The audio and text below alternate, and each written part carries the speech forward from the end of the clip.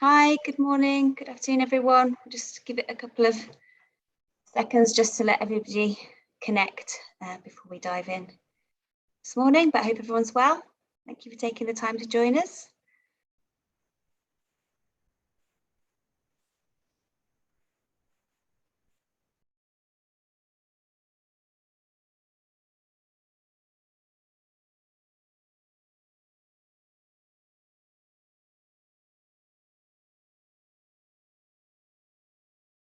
Okay, we'll give it a start and let everyone else kind of gradually join in. So hi everyone, and welcome to our latest Trust and Transparency Industry Insider, where we're very delighted to have OneTrust joining us today. So they're going to be exploring how to incorporate consent and privacy strategies across web, mobile, OTT and CTV applications, and just share some best practices to help maximise consent rates.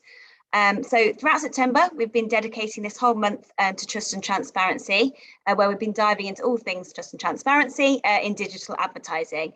So last week, we started this by hosting 2 webinars, one that looked at data transparency. So this was with our programmatic advisor, Drew. He just sort of shared a 101 on targeted advertising and kind of who really benefits from it. And then the next session was led by our chief economist, Daniel Knapp, who presented his latest report on the wider socioeconomic and cultural value of targeted advertising in Europe. These are both available for you to view on demand.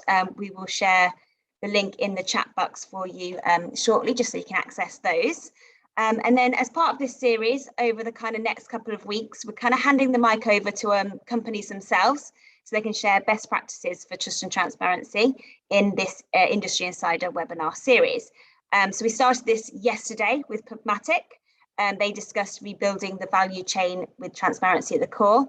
Again, we can just pop the link in the chat box for you shortly so you can access that. But today we're continuing the conversation with OneTrust. So just also in the interest of kind of transparency, just to let you guys know that this is, there's no commercial interest with any of these events. And this is really just an opportunity for our members to share best practices in the industry. So today we've got Casey Hill with us from OneTrust. He's the project management organisation there. He's going to be leading this session and taking you through a presentation. We are live, but we are also recording this so people can watch it on demand at a later time. But if you do have any questions for Casey as we go through the presentation, you can see that there's a Q&A box at the bottom of the screen. So just pop any questions you've got in there and we can address any that we get at the end of the presentation. But with that, Casey, I'll hand over to you. Perfect. Thanks, Lauren. And so today I'm really excited to talk to everyone. As you can kind of glean from our name here at OneTrust, we take trust very seriously. Trust is really at the core of a lot of what we do and where we started. I can even speak to my own experience here. I'm now 4 years in here at OneTrust. I'm a product line manager, so I oversee our CMP solutioning, all the way from discovery through disclosure and controls. And really, when I started 4 years ago, my conversation with Kabir directly revolved around trust. So it started with, what does the overall business look like? Is this something that's solely related to just this one EU data privacy law coming up in GDPR? Or is there additional channels or avenues in which you see this growing to? And Kabir really laid out for me, this is, not something that's just a minor kind of blip in the business radar, but it's actually something that's going to continuously grow and start to be built into the actual fabric of how businesses interact with their end consumers. And he had a lot of insight into some brands that were already doing that, but also how it's going to continue to integrate into various verticals.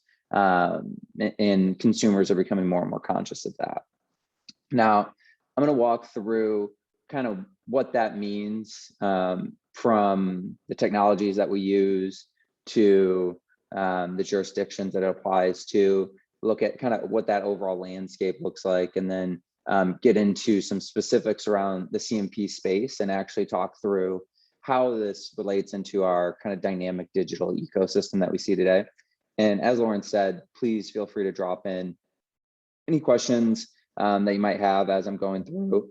I'll attempt to answer them if I think they're applicable while I'm going. And then I'll also follow up at the end and do a Q&A for anything outstanding. Now, when we start thinking about trust, is a little bit of a multi-pronged or multifaceted situation that we find ourselves in today. It started off really with the jurisdictions and the kind of various rollouts of these different data privacy laws, starting with the push in Europe really, and then expanding to places like California, Brazil, even China has a privacy law that very closely maps to what we see in Europe. And at first was around web. And one of the ways that I've always heard it described by a good friend of mine here at OneTrust is, he says, if your privacy, your overall privacy organization is your house, then your website is your front yard. It's the first thing people see when they come. It immediately gives them some sort of indication about whether you're doing things appropriately or not, and lets them know kind of what to expect from your brand or your various different interactions. And then came mobile apps. Mobile apps was really the next logical step, where you oftentimes want whatever's on your website to directly match what you're deploying into your mobile web SDKs, and making sure that you have cohesive brand strategy across that, to make sure that the way that you're speaking to a consumer, the choices that you're providing are clear, and that they can understand how they relate to one another. But one of the biggest things we're starting to see now is CTV. And I'm sure many of you are subscribed to DigiDay and Ad Exchanger, and seeing all of the different articles come out about how this is becoming more and more of a focus for businesses because of the one, the ROI on advertising and the new capabilities within the CTV space itself, but two, it's another piece of that story in terms of how you interact. So it's a matter of, when I go on a website and I sign up for a service, I fully expect whatever the choice is that I made, if it's against a known user ID, to transfer to the mobile app, to transfer to the application that might sit on a Roku device, or be directly streamed onto like a Chromecast or something. And playing into all the different actual devices, as well as the jurisdictional differences, are the technology landscape itself, and thinking through how do the potential changes at Google with the potential deprecation of the third-party cookie, that the app tracking transparency from Apple, and Facebook Pixel API, how do those changes also fit into this ecosystem, so that we can make sure that the way that we deploy those different communication strategies across our various devices really makes sense, and actually work in a way that one, you can have that sort of auditability, so that that as you pass consent downstream, it's being respected, but it also is able to do so in a way that you and your marketing team can keep a focus on what that means overall from a brand strategy point of view. Now, one of the things that we've seen just continue to grow, and I mentioned this earlier, is just people's overall interactions and where they happen at. So we've started to see more and more users, whether it's at home or even at work, start to interact across different device types. And so we've seen an uptick in more devices. And so that could mean phone, that could mean tablet, that could mean television. We've seen especially an increase as we think about this past year, and we think about what and even year plus now at this point, and what COVID's actually done. Because as more and more people are working remotely, they've started tuning in at different times. They started connecting over different device types, and it's really just now more than ever put additional criticality behind having a strategy where you have that cohesion across your different devices.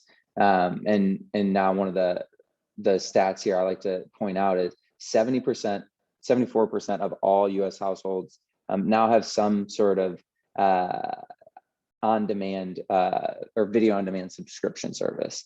And there's additional statistics even around how many more certain households have. And so that's where we think about how you interact.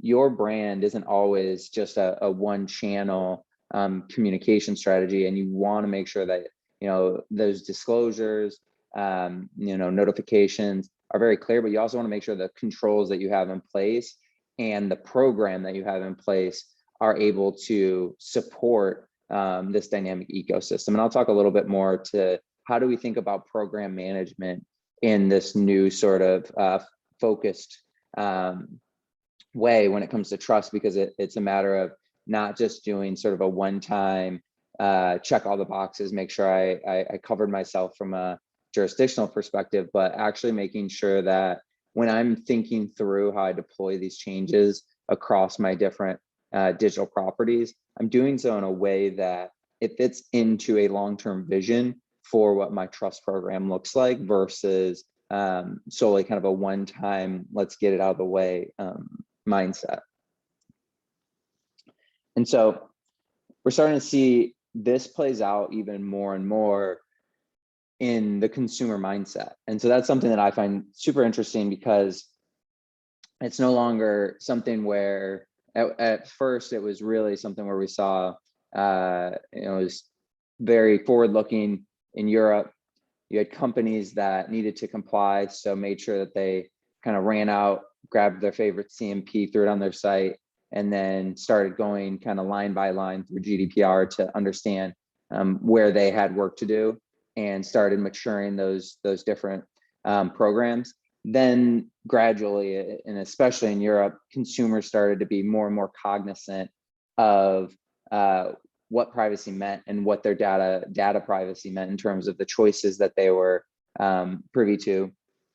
And so as more and more jurisdictions kind of came online with privacy programs or privacy laws, what we saw is more and more consumers became cognizant of this, and they started to really take this into account when they started thinking about the different brands. And what we see is it's starting to become more and more of kind of almost a premium mindset when we think about how consumers think about which brands are doing it correctly and what sorts of information they're willing to give, whether they're willing to sign up for a subscription, for example. And that overall just mindset is really they're thinking around trust. And there's a couple different brands that come to mind. One that I always like to use is I think a lot about Patagonia in this regard, as it's one of those where how does a consumer think about that brand when nobody's looking, and what do they expect them to do? And if they expect them to do the right thing, then that's trust. And that's something that's difficult, especially when you think about your interactions mostly being in a digital ecosystem. And so there's various ways that we can think about how that can be deployed and how it can be measured, and you can find different indicators around that. Now, one of the difficult pieces here is around the CMP and how do you actually deploy that. You have obviously existing businesses that rely heavily on being able to monetize your different digital properties. You want to make sure that you're not crippling your business when you roll out any of these various strategies. So how do you continue to serve your business needs while also making sure you're serving your consumer base in a way that make sure that they have that trust and loyalty in your brand. And some of it really has to do with just that focus on cohesion, but also it has to do with starting off with what is your long-term vision of how you want to deploy a communication strategy with an end consumer, and how do you ingrain that into your different properties. And so I think about things like how do you do progressive consent, for example, where you're not necessarily asking for anything and everything on the first interaction. How do you do things like gradually build up that relationship so that you can do things like convey messaging just in time to end consumers so that they have an easier way to recognize how that consent that you're asking for is directly associated with the action that they're trying to do on a website. And so I think about it in terms of, websites, mobile and OTT, or CTV really. Now, getting into a couple more details here, there's kind of 4 different components when it comes to how we go about implementation of a CMP. We think first about kind of identifying and understanding tracking technologies. So we think about scanning technologies. And one of the things that I harp on here all the time is it's no longer just cookies. It's just a matter of understanding who the controllers and processors are on your website, understanding the services they provide you, and that can be, website on your apps, it can be in CTV, and then understanding what those tracking technologies are, whether it's pixels or web beacons or cookies. It really doesn't matter. It's just overall, how does that particular service provider, how do they work for you? What are the technologies they use? And then let the end consumer know. And some of the examples here I always use, it's, if you're thinking through as an end consumer and you weren't in this space and you came on a website and they told you that underscore.fb pixel was doing something, you might not know who or what that is doing. But if you say, we use Facebook to provide a service to connect our users to either their social media profiles or via some advertising, then they can understand how you'd use that for your uses. Now, configuring your CMP, that comes next once you've actually figured out, okay, what do you have, and then how am I going to go about deploying that across my various digital properties. Oftentimes we see people, it usually depends on where a business's focus is. We most often see web be the first step for implementation. That's really easy to get up and running and doesn't require a build into your SDK.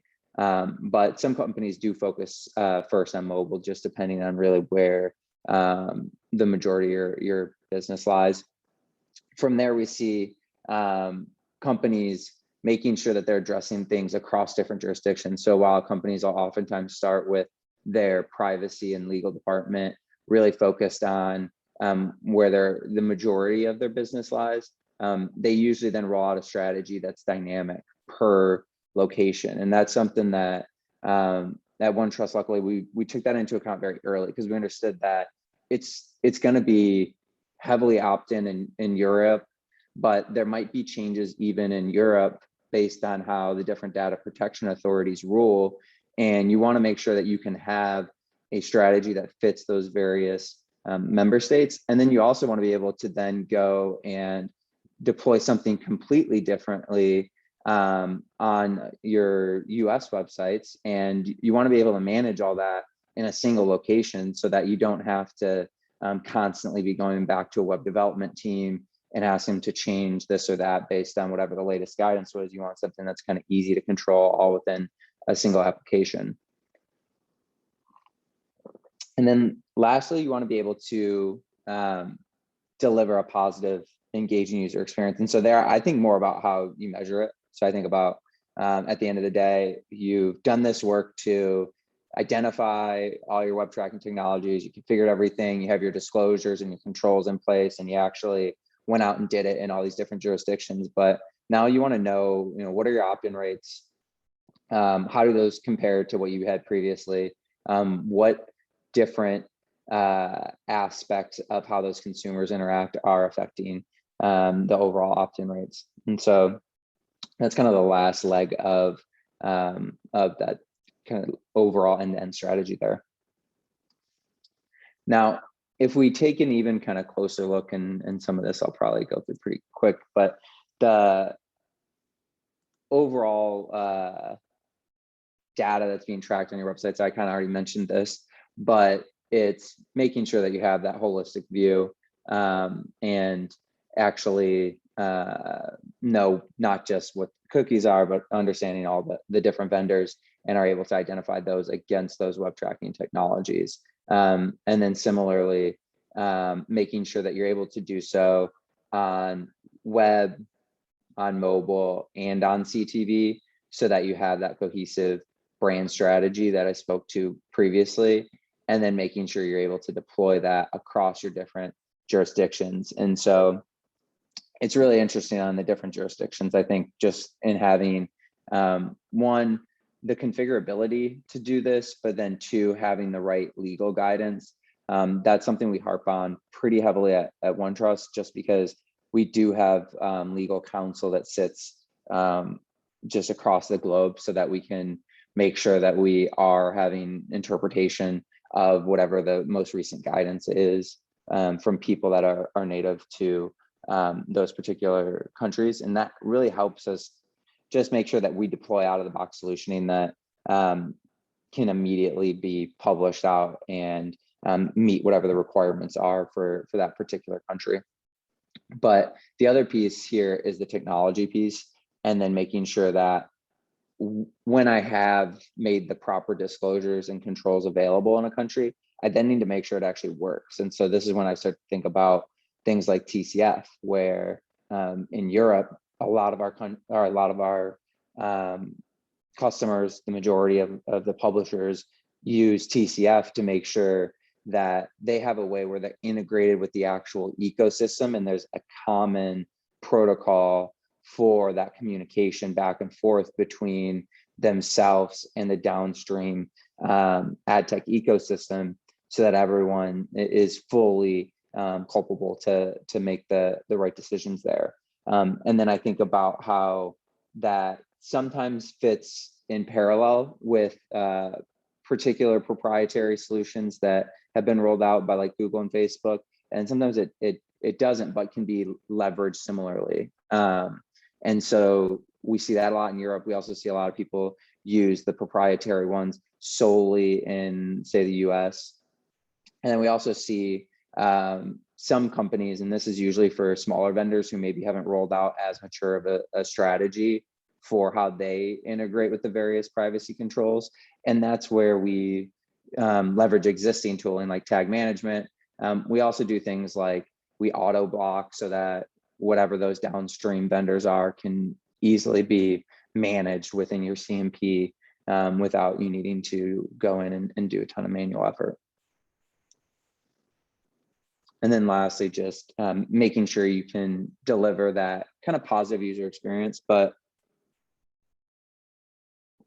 I think about reporting, but really the phase after reporting is more of that overall maturing. And when I think about the maturing, I think about how do you take reporting from just being sort of a one-way street to say, here's information, to saying, okay, let's actually think through how do we have how can we start to measure ROI, and how can we do things so that we can dynamically test, for example, to understand what sorts of interfaces or messaging do people react to better? Do people do better when you ask for a simpler set of permissions that are just much easier to digest from an end consumer perspective? How do you do things like dynamically deploy different interfaces to make sure that based on a user's age, you have the proper language and proper controls if you are a website that's content is targeted at minors?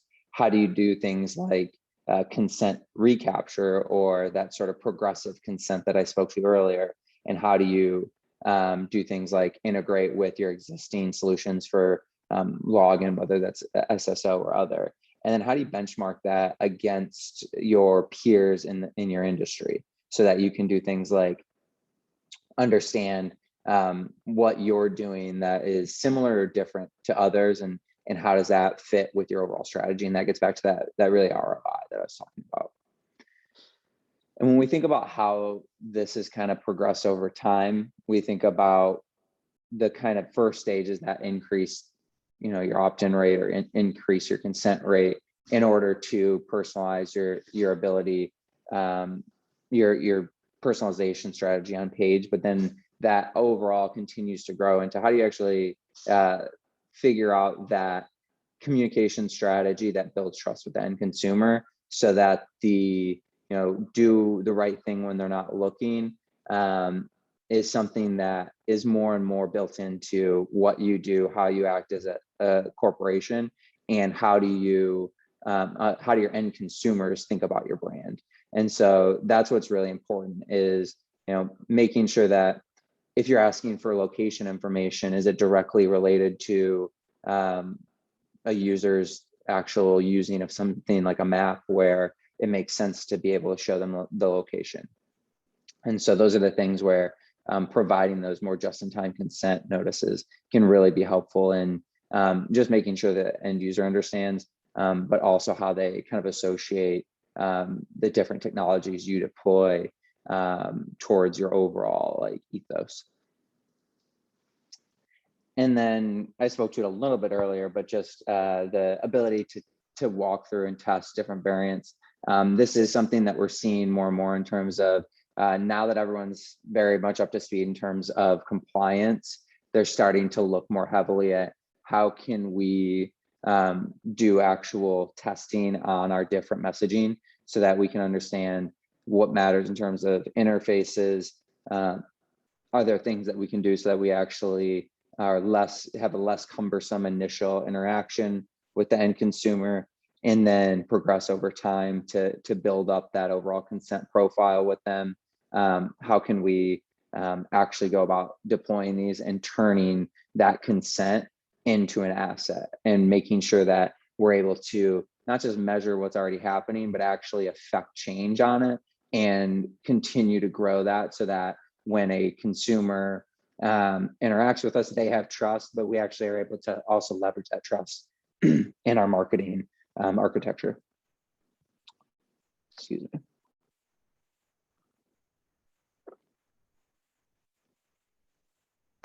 Now, this goes just a little bit more into what I was saying with regards to how we're seeing people use this today. They're looking at placement, copy, calls to action. They're starting to also look at how many choices are given. There's a lot of research out here in user design about what's easiest, but it's a matter of making sure that you're able to, one, continue to have compliance, and then two, able to actually kind of understand how that's affecting your overall brand image, that end consumer, so that when, say, you want to upgrade a user from unknown to known, they actually have that trust, because they can see that you've both communicated to them clearly, and clearly versus exhaustive are two different things. That's one thing I often talk to our customers about, because lots of times just throwing everything at an end consumer, that is not the same as saying something clearly. If anything, it often obfuscates the ability to digest what you're conveying as their potential choices there. And doing that, doing a much more focused ability on simplifying language and choices to an end consumer often allows you the ability to then go back to that consumer and explain to them what it is that you're doing and why. Because if a person's showing up on your website, they're showing up for a reason. They're showing up to read an article, maybe do some online shopping, but there's, they want to have that interaction with you. So making sure that interaction is something that they feel comfortable about and they enjoy, it's helpful to obviously them, but also to you, because as you continue to build that trust in your communication strategy with them, then they're much more apt to continue to give information to you that can help you then deliver a better experience to them. And so it's a lot of that give and take in terms of when we think about how do we use trust as an asset. And then when we think about how do we do that from kind of a business context, with the OneTrust solutioning, we do provide all of this so that you're actually able to deploy those various changes and then measure how they do over time, so that you can run various tests, but then you can also report up to whatever levels of management are relevant, so that you can see how do those different strategies work over time, and how can you kind of take a look at that overall end-to-end user journey, make sure that you're able to get the appropriate consent, and then reprompt as needed or deploy different interfaces as needed, leading to overall having more consent captured and having a better view at your end consumers. And then next we kind of get into, okay, if I'm able to deploy these various user interfaces and I build up this overall relationship of trust, what's the kind of next piece of that journey? And oftentimes, and I'm sure everyone's getting or was getting probably 3 or 4 months ago, pinged constantly with emails around how are you identifying users? How are you tying an ID to the end user? And I think with the delay in the announcement by Google, this has really given an opportunity for companies, one, to continue to try out different IDs where they want, but then two, understand how they can start to build up that relationship of trust, so that when you're moving a user to a known user, especially if it's one that needs to be authenticated, it's not something that you're needing to do necessarily immediately upon page load. It's something that you can do over time, where you can measure how people are actually interacting with your different user interfaces related to consent. And then you're able to gradually build up to asking for an email and login, and it's directly related to whatever's applicable. And so an example I use here often is, there's some instances where I would much rather have a user account with someone, especially if we're thinking about just my own personal time and what I'm reading. If I'm reading something and I constantly am prompted with a random assortment of next up news articles, I might find that frustrating, because I know that you can recommend to me better articles, because I'm mostly reading about business, tech, and climate. And so I'm wondering, why are those 3 subjects, or the few authors that I read, why aren't they the next up for me to read? And it might be because of an original choice that I made back when I first landed on the page, that I'm not currently seeing those recommendations. And that's where making sure that you have that sort of ability to build the relationship with the consumer, but make it in a way that they directly understand why that's happening within your tech stack. And then at that right place and time, then asking for, hey, this would be a lot easier actually if you were able to tie it to an email. And then you can also go in and easily see at any point in time what those preferences are. And you can see it across not just web, but you can see it across mobile. If CTV is relevant for this space, you can actually go through and see what those choices were that you made. And you can understand how that actual user ID that you gave is related to your overall relationship with that particular entity. And this can be done today through known user ID is really the most cohesive strategy. We also see some people still deploy it with third-party cookies, but it's much less common just given all the news in the technological landscape a lot of people are starting to veer away from that because it's just kind of a costly implementation when we think about deploying something that's going away or is already restricted depending on which sort of browsers people are using. And so that's where that kind of authenticated consent comes into play. And it allows for things like just having that much more cohesive cross-device strategy when we think about doing it across web, across CTV, and making sure that all of those different relationships or interaction channels meet the kind of same level of consent and have that same ability. And it's really interesting to think about how this has grown over time. I often think about it in terms of how, just personally, how my entry into data privacy was in the early days, and how we've seen things grow from, really just initially taking a look very specifically at what is the kind of price and quality to what's the actual kind of experience and engagement. And then now we're starting to enter into that really trust and transparency segment of that consumer relationship, and what's driving overall return on investment there. And we're hearing more and more, not just internally or externally with our customers, but you're starting to read more and more about this, about how sustainability and ESG is top of mind for places like BlackRock and others when they're starting to look at investment vehicles, and how does this actually look from a financial standpoint. And it really all goes back to really that trust and making sure that you have that sort of integrated brand strategy across all your various digital properties.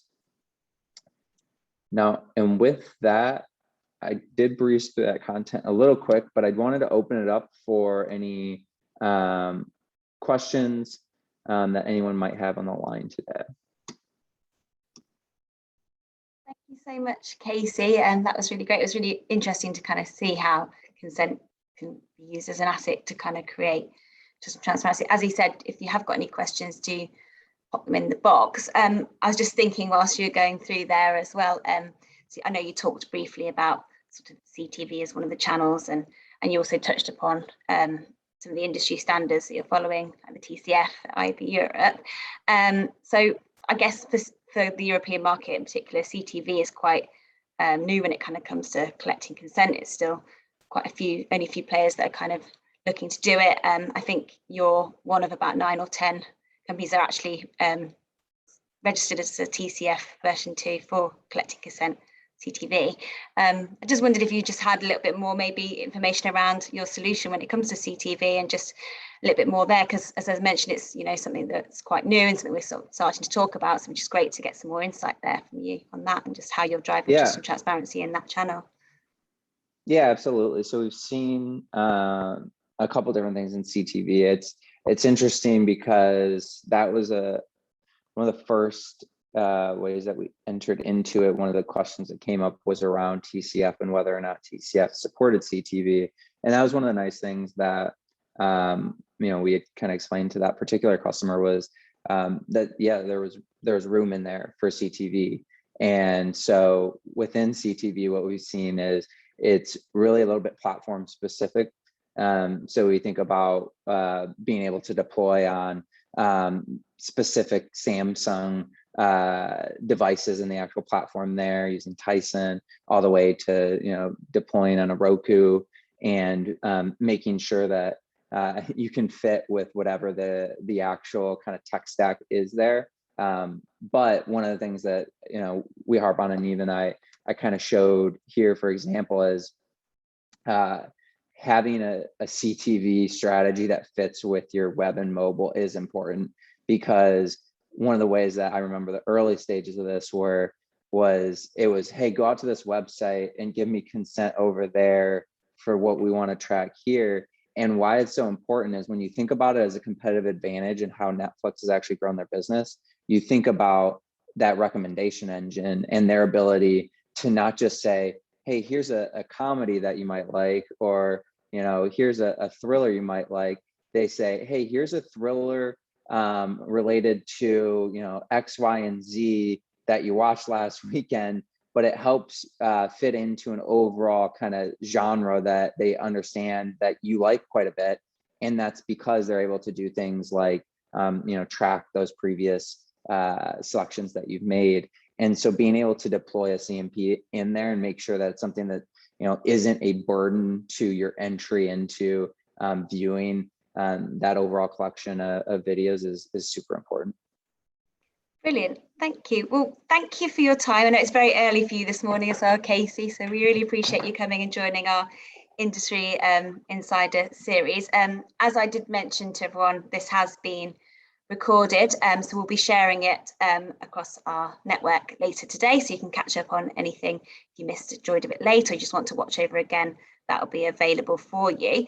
And then our series will be continuing tomorrow at the same time, 12 CET, with source points. So head over to the IAB Europe website, have a look at what other sessions we've got coming up. We look forward to seeing you there. But again, thank you, Casey, and thank you everyone for joining us. Enjoy your day. Thanks for having me. Thank you. Bye.